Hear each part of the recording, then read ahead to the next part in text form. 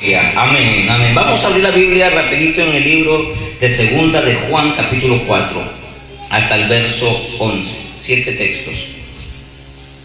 Segunda de Juan 4:11. Vamos a anclar un poco la vida de ustedes y la mía, si el Señor así lo quiere, en la verdadera doctrina. Esto es un repaso a la doctrina bíblica. Segunda de Juan, capítulo 4, hasta el verso 11. Ahí sentadito nomás, yo voy a leer la palabra con la bendición del Padre, del Hijo y del amado Espíritu Santo. Mucho me regocijé.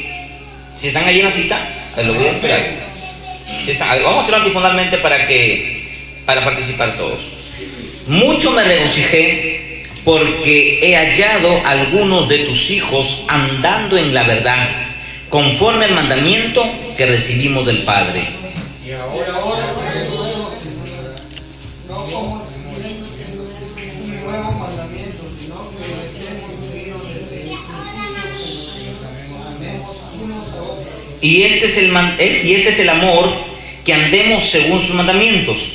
Este es el mandamiento, que andéis en amor, como vosotros habéis oído desde el principio. Porque muchos engañadores han salido por el mundo que no quieren Jesucristo,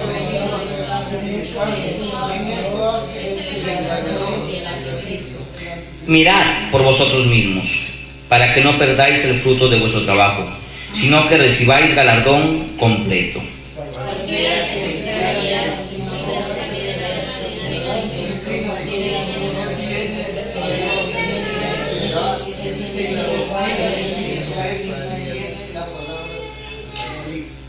Si alguno viene a vosotros y no trae esta doctrina, no lo recibáis en casa, ni le digas bienvenido. Todos el 11. Porque el que le dice bienvenido participa en sus malas obras. Amén. Póngase atento a esta palabra.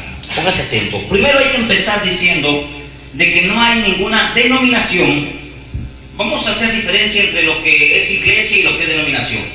Denominaciones hay muchas. La denominación X, la denominación Y, la denominación Restauración a las Naciones, que es la nuestra. De eso ni nos preocupemos, pero sí debemos saber qué es la iglesia. La iglesia no son las cuatro paredes donde nos reunimos. La iglesia son las personas que se reúnen a oír la palabra de Dios. O sea, usted y yo somos la iglesia. Segundo, empecemos entendiendo de que no hay denominación que tenga la verdad absoluta, pero sí está luchando a llegar a la plena verdad. ¿Qué les quiero decir con eso? Por años, muchas famosas iglesias que hoy cumplen 100 años, 120 años, 200 años, 300 años, iglesias reconocidas tanto en el Perú como en el mundo, muchas de ellas llegaron al fanatismo, al extremo de adjudicarse la verdad, de decir, solo en nuestra iglesia está la verdad y no en ninguna de ellas, o no en ninguna de otras. Entonces yo quiero que de ahí también tengamos un alcance para que no nos convirtamos en personas extremistas. El extremista siempre cree tener la razón. Amén. El extremista siempre va a querer creer que él tiene la razón y que el resto está equivocado. Jamás el extremista va a reconocer que él está equivocado. Nosotros, los cristianos que estudiamos la Biblia y esta denominación, damos el beneficio a la duda, a que alguien nos puede enseñar, o a que alguien venga un día y de pronto nos diga, en esta parte estás equivocado, y nosotros poder corregir, porque somos imperfectos. El extremista no acepta, dice, en mi iglesia se hace así y así es. En mi iglesia se manejan las cosas de esta manera porque así lo dice el presbítero, lo dice de acá y de allá, y se van hasta el que fundó la iglesia, y de esa manera catalogan que el hombre que fue llamado por Dios a fundar cierta denominación es infalible. Y la Biblia dice, sea Dios veraz y todo hombre mentiroso. Esa es la palabra de Dios, sea Dios veraz y todo hombre mentiroso. ¿Qué significa eso? Que el hombre en alguna manera se va a equivocar. Que por más ungidos que estemos, por más llenos de Dios, por más conocimiento y por más exactitud en la doctrina de Cristo, nos podemos equivocar porque somos imperfectos, porque somos humanos. Si no nos equivocásemos, seríamos como Dios. Y esa mentira el diablo la viene ofertando a muchos pastores. Esa mentira fue la primera mentira que el diablo usó para engañar a nuestros padres, Adán y Eva, y le dijo: mira, si coméis de este árbol, Dios sabe que seréis como Él. Y nosotros jamás seremos como Dios. Jamás de los jamases nos igualaremos a Dios. La Biblia dice que Dios no comparte su gloria con nadie. Ya es mucho lo que Él ha hecho por ti y por mí, enviando a su Hijo Jesús a morir por nosotros. Ya es mucho lo que Él hace por nosotros, que cada día nos levantamos y estamos de pie. Cada día nos levantamos y vemos nuestros hijos, vemos nuestra familia, vemos nuestra casa. Aún seguimos en este planeta, no como los otros países que se despiertan y no hay para comer. Se despiertan y de pronto sus hijos abren sus ojos y están tirados en un parque, o están migrando a otros lugares, bajo el frío, bajo el hambre, bajo las enfermedades. Pero sin embargo, nosotros tenemos ese privilegio de Dios, que al levantarnos miramos hacia arriba y no vemos el cielo, sino vemos nuestro techo. Tenemos un abrigo, tenemos comida, tenemos lo que Dios nos ha dado. Por lo tanto, estemos contentos, no esté renegando por lo que no tiene, porque allá afuera los hondureños, los nicaragüenses y los venezolanos están peregrinando en este mundo por un plato de comida. A su nombre, gloria. Punto número 3. Quiero anclar a la iglesia a que no se adjudique verdades, a que le dé toda la verdad en absoluto a la Biblia. Amén. Jamás usted diga: en mi iglesia Restauración, ahí sí tenemos la verdad por absoluto. No, yo no puedo equivocar. Y seguro que me falta mucho de aprender y conocer. Constantemente tengo que estar estudiando, investigando. Constantemente tengo que estar analizando, leyendo libros, oyendo a otros, pidiendo consejo, para no poderme equivocar en lo que vengo a enseñar. Por eso es que no me adjudico en decir que yo tengo al 100% la verdad. A su nombre, gloria. Porque la iglesia de Jesús no está conformada por denominaciones. Está conformada por gente que tiene el Espíritu Santo. Allá en la India, en el Asia, en los 5 continentes, hay pequeños lugares como lugares grandes, donde hay gente que ama y guarda los mandamientos de Dios. Ellos también son considerados con nosotros como la iglesia o la novia del Señor. Amén. No desprecie a las demás denominaciones, aunque estén equivocadas, aunque estén en error. A su nombre. Porque fiel es Dios para mantenerlos firmes. Vamos a la palabra. Miren lo que dice Juan. ¿Quién era el apóstol Juan? Miren, Juan nunca se atribuyó el título de profeta, porque el último profeta, ¿quién fue? Juan el Bautista. Él fue el último profeta, y Jesucristo dijo: no se ha levantado de entre los hombres un hombre como Juan el Bautista, un profeta. ¿Por qué Juan el Bautista fue mencionado como el más grande profeta si no lo vimos hacer milagros, si no lo vimos hacer campañas evangelísticas enormes o hacer portentos? ¿Saben por qué? Porque él vino a preparar personalmente el camino del Mesías. Él vino a preparar el corazón de la gente para que reciban a Jesús como su Salvador. Y en otra manera fracasó porque Israel no lo recibió. A él se le llama el último profeta y el más grande profeta. Amén. Así que ya no hay, después de él ya no hay profetas. ¿Y quién fue el último apóstol en ser llamado? Pablo. Por lo tanto, de Pablo para adelante ya no hay profetas. ¿Quién fue el último profeta en morir? Juan, el que estamos leyendo.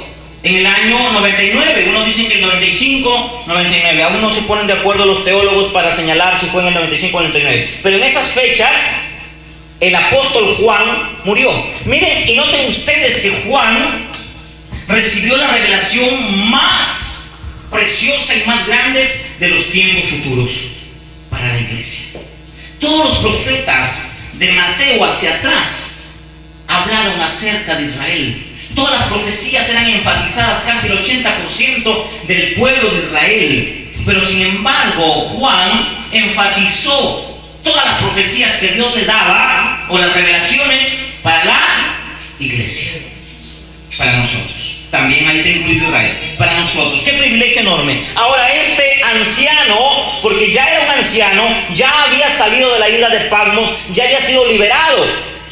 Domiciano, cuando muere Nerón, Domiciano, en el año 80, dice la historia, entró este nuevo emperador romano. Ya había muerto este tipo malvado, Nerón, que acusó a los cristianos de haber incendiado la ciudad de Roma. Y Domiciano, cuando entra, libera ¿a quién? A Juan, porque no leyó delito alguno.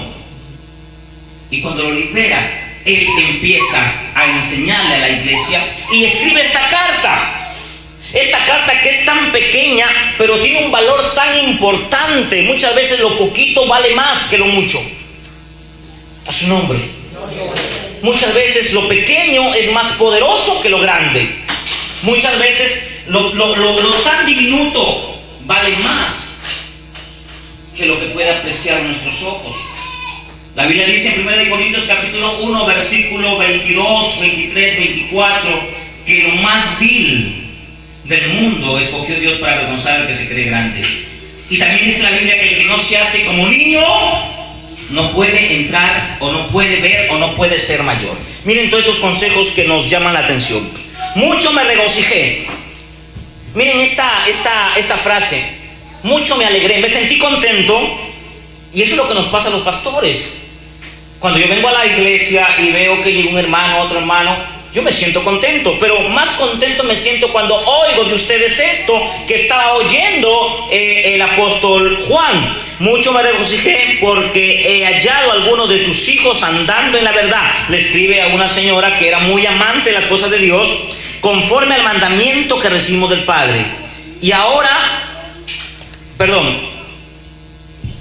escuché que algunos andaban conforme a la verdad. Esto es interesante. Entonces quiere decir que en la iglesia hay muchos que no andan conforme a la verdad, ni conforme al mandamiento. ¿Y cuál es el mandamiento? Por eso les decía en una enseñanza, no sé si aquí o en la iglesia central, que cuando uno es niño siempre está hablando del infierno, del miedo, de que te va a salir esto, te va a salir de acá, que terremoto por acá. Sabemos que esas cosas van a acontecer. No es nada nuevo para un cristiano que pase eso. Pero sin embargo, un bebé espiritual se asusta. Es como un niño, ¿verdad? Un niño, ¿tú lo puedes meter en la oscuridad? No. Si a un niño tú le cuentas historias de terror, o si un niño comienza a oír de que va a haber un terremoto, que la casa se va a caer, ese niño siempre va a estar con miedo de no querer pasar ahí, y va a estar con miedo al mañana. Así son los cristianos bebés. Oye, va a haber terremoto en tal lugar, o se levanta por ahí un disque profeta y dice, en Perú viene un terremoto, y los niños espirituales comienzan a llorar. Los niños espirituales comienzan a hacer pataletas, recién se ponen a predicar, recién se ponen a cuentas con Dios, recién se ponen a orar por miedo. Es que así son los niños espirituales. Pero cuando crecemos, hay tres cosas fundamentales que el cristiano predica a la iglesia: amor, fe y esperanza. Y dice la Biblia que el mayor de esos es el amor.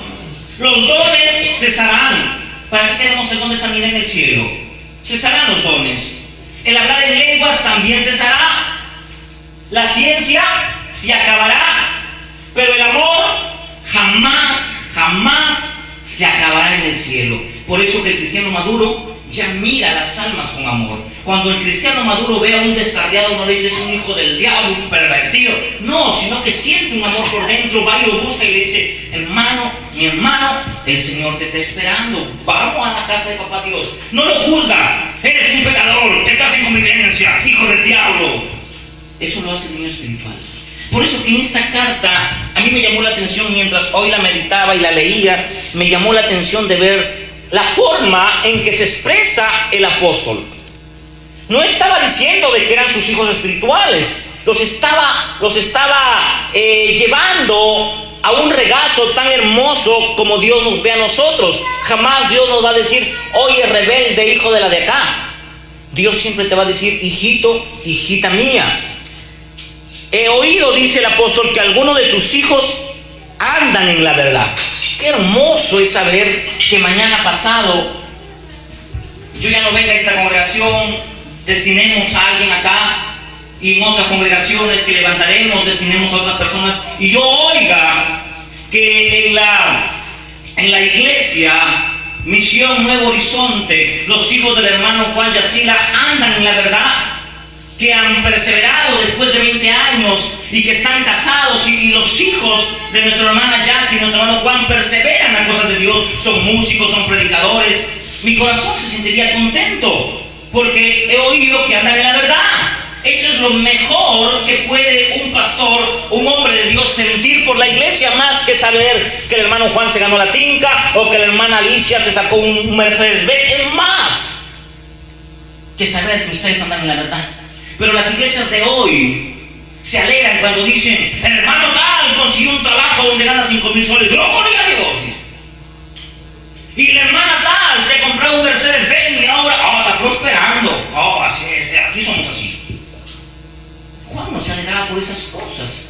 Juan se alegraba porque oía de las iglesias que él había fundado, que andaban todavía en esa verdad que él había estipulado, en el amor que Dios había mandado a través del mandamiento: amémonos los unos a los otros. Y Juan resalta esas verdades. Ahora te ruego, señora, le dice a esta señora, no como escribiendo un nuevo mandamiento. Mire, imagínese usted que Juan nunca reemplazó los mandamientos establecidos por Dios, pero hoy en día los mandamientos se están reemplazando por los shows, por los espectáculos, los teatros, los mimos, por la danza. Yo no sé dónde sacaron eso de poner acá 4 chiquillas y estar con ropas danzando. Eso más parece hinduismo. En el hinduismo, cuando le danzan a sus muñecos, las muchachas se visten de esa manera y con sus mantos y sus flecos comienzan a hacer este tipo de piruetas. La Biblia nunca habla de danza espiritual.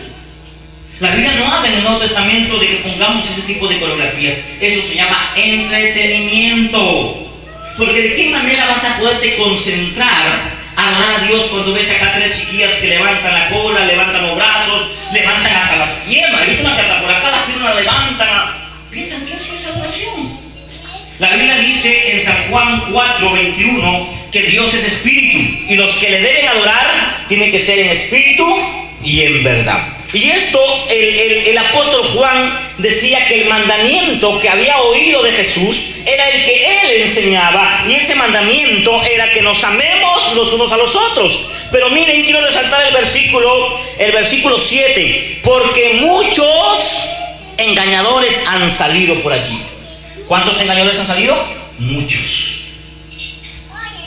Cuando el apóstol Pablo estaba vivo y se estaba despidiendo de una iglesia en Antioquía, él dio unas palabras que deben ser vigentes en el tiempo. Y vamos a ver estas palabras que a mí también me llama mucho la atención, porque ya me pasó hace tiempo y yo creo que nos puede volver a pasar, porque el diablo no ha muerto, el diablo sigue siendo diablo. Amén.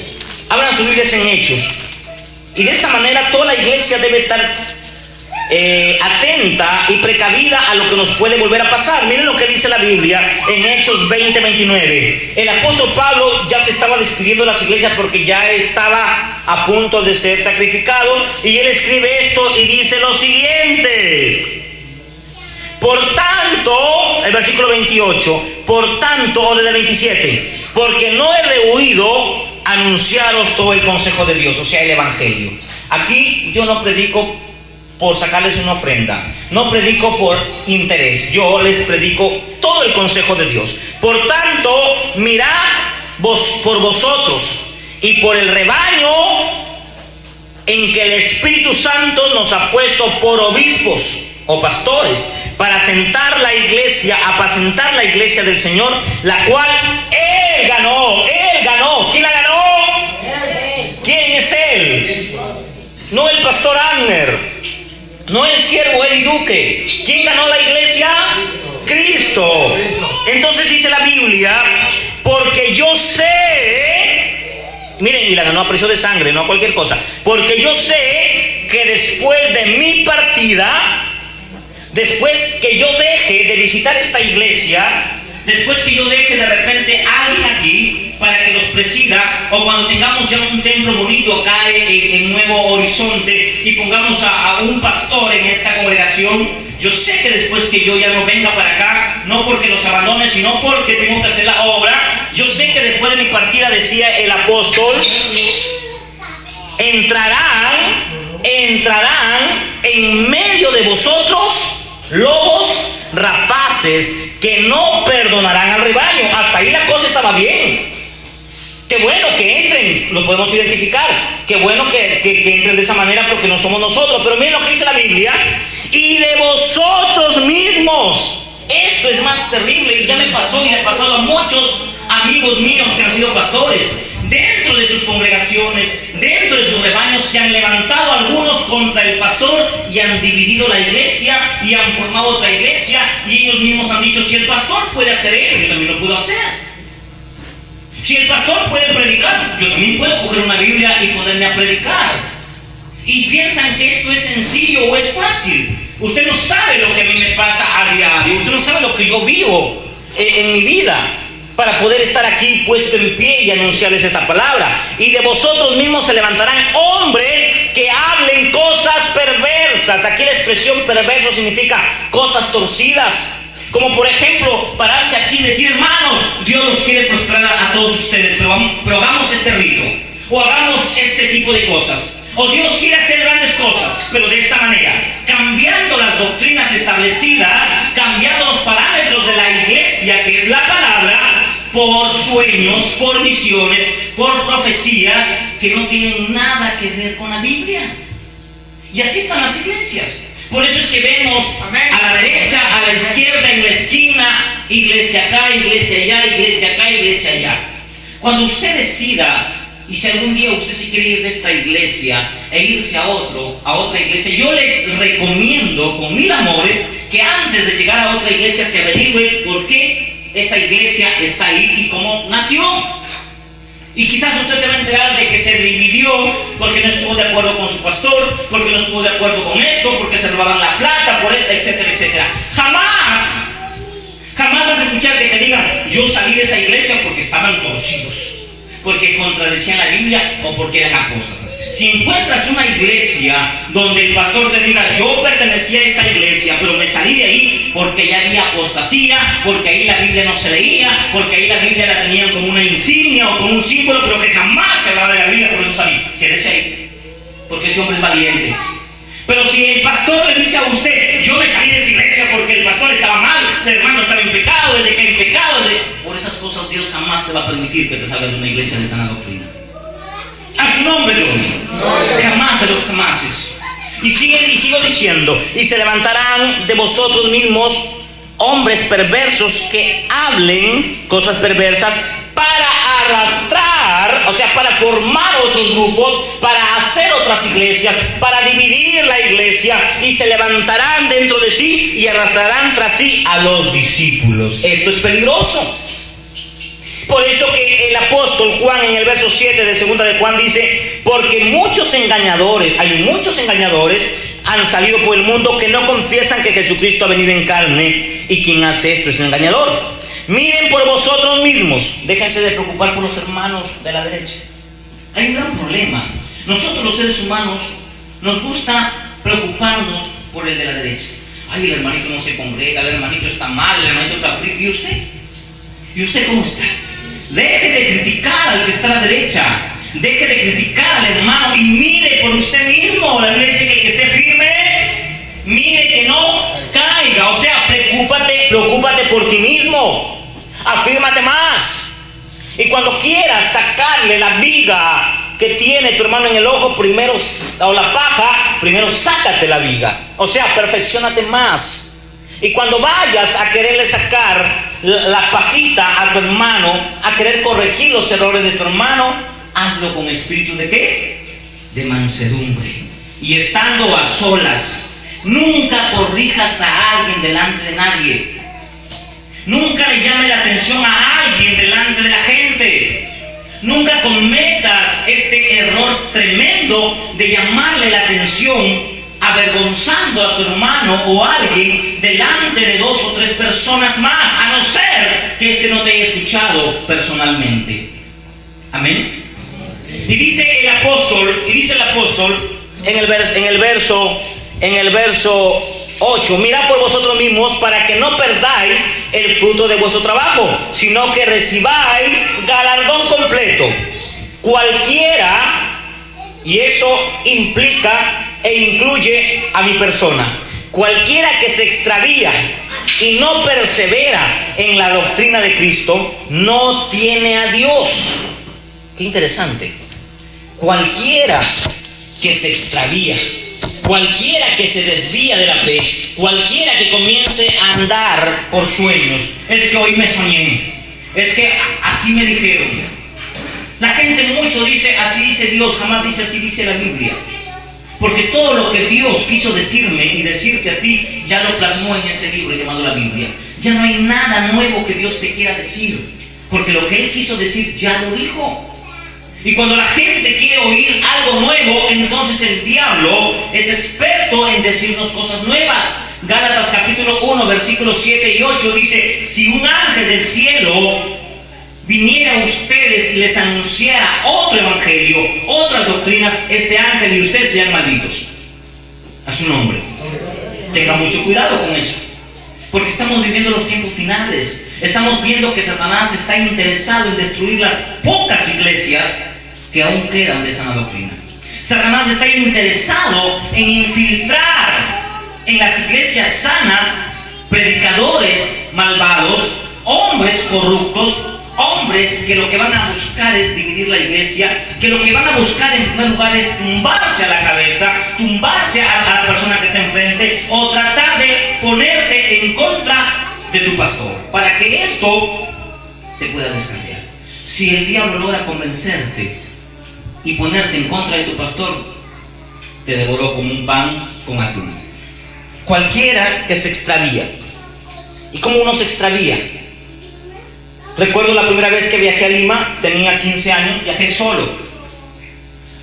Y allí hay muchos nombres, me dijeron tienes que bajarte en esta dirección Juan Pablo, así llama la dirección, tenía que bajar en Puente Piedra. Y me pasó el bus, me bajé, creo, de Pro, tomé un carro, le dije a Juan Pablo, me llevaron a Coyique, de ahí me llevaron a otro. El asunto que me perdí, no me habían dicho a esta dirección, y esta dirección pues estaba en todos los distritos de Lima. No tenía un derrotero que me llevara consigo. ¿Y saben cuál es nuestro derrotero? Es la Biblia. Este es como un faro. Los barcos no se chocan cuando van a llegar a los puertos. Y saben que tienen que llegar no hasta la orilla, porque si a la orilla se anclan, se varean y se pierden. Tienen que llegar a cierta distancia para que todavía sigan flotando. Ellos tienen un faro que les guía y les dice hasta aquí nomás. Ese es su derrotero.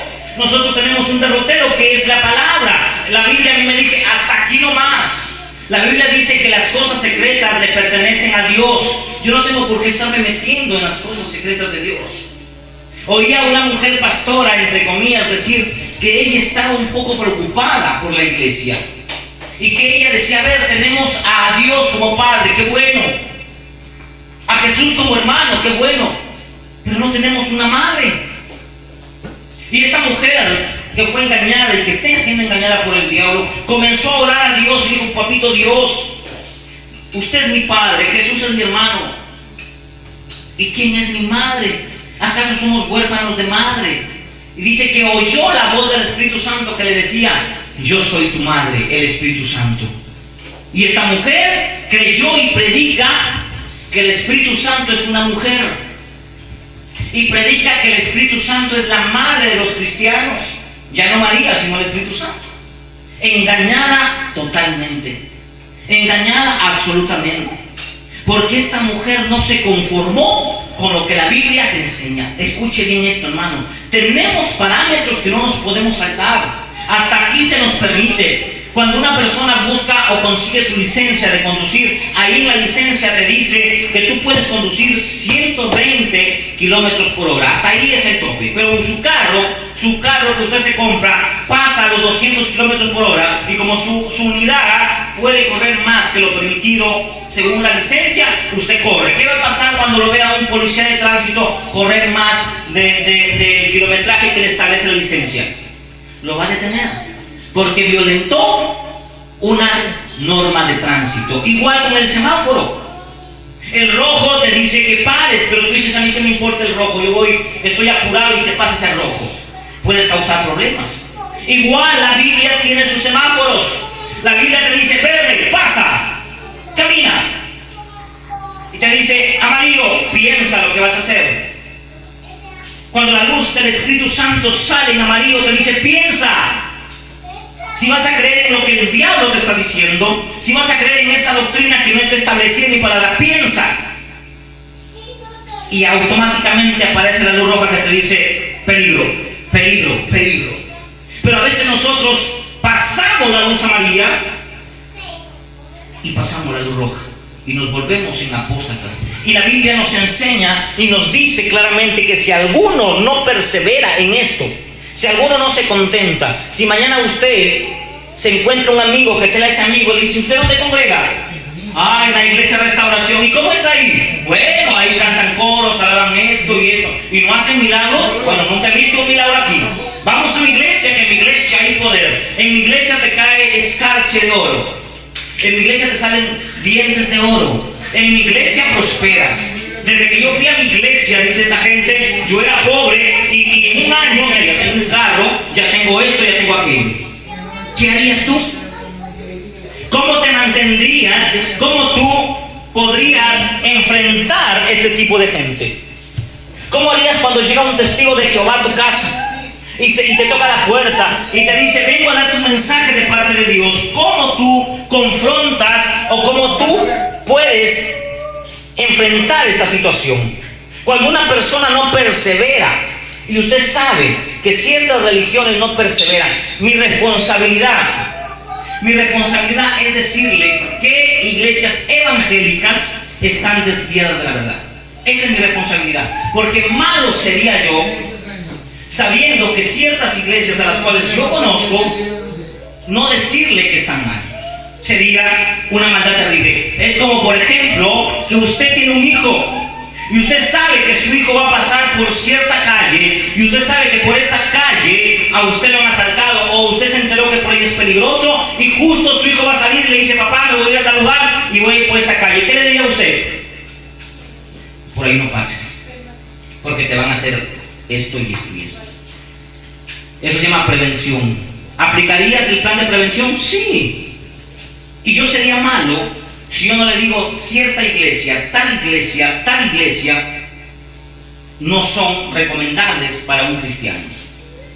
Pero cuando lo oímos, el pastor está criticando a las iglesias. No estoy criticando, estoy previniendo. La iglesia Rey de Gloria jamás acepta invitación de esta iglesia. La iglesia Movimiento Misionero tampoco.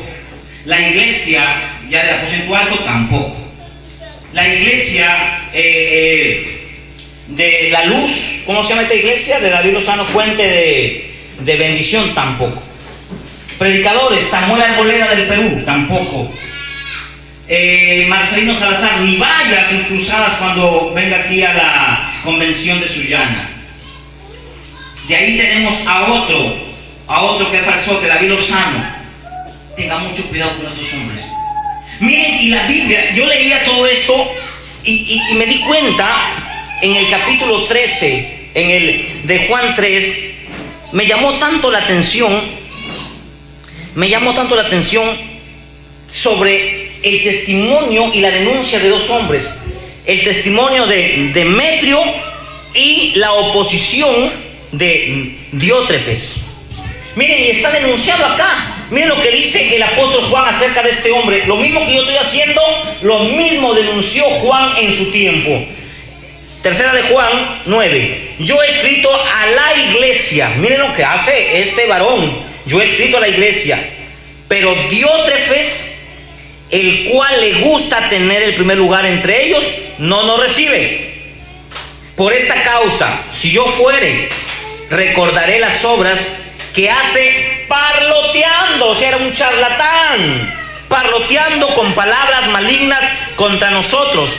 Y no contento con estas cosas, no nos recibe ni a los hermanos. Y a los que quieren recibirlo se les prohíbe, o los que nos quieren recibir se los prohíbe, y los expulsa de las iglesias. A su nombre. Miren cómo está denunciando a este hombre Diótrefes. el apóstol Juan, con nombre y apellido y con su apostasía. Era un parlotero, un parlanchín, era un farsante, tenía una iglesia y los ponía a los hermanos en contra del apóstol Juan, a su nombre. Eso pasa. Por eso que yo tengo que advertirles qué iglesias son sanas y qué iglesias son dañinas y qué iglesias se están malogrando. La iglesia Fuego de Dios, que está en Santa Teresita, tengan mucho cuidado con este pastor. Hace años me invitó a su congregación y yo fui y me dijo: nos hemos enterado que en su iglesia hay milagros, pasa esto y queremos ese poder acá. Queremos ese poder acá. Y queremos que usted pertenezca porque queremos hacer una fraternidad acá entre nosotros para revolucionar Sullana, pero con el estilo de Casuna. Yo los escuché, los saludé y dije: Dios les bendiga, y no les acepté. Porque la gente anda buscando cómo impresionar a la gente. Yo no busco impresionarlos, no busco impresionar a nadie. Yo busco es anunciaros, aunque me ponga delante de ustedes como terco o como malo. A su nombre gloria. Les cuento este testimonio pequeñito. Hace 2 semanas, si no me equivoco, saliendo de esta congregación,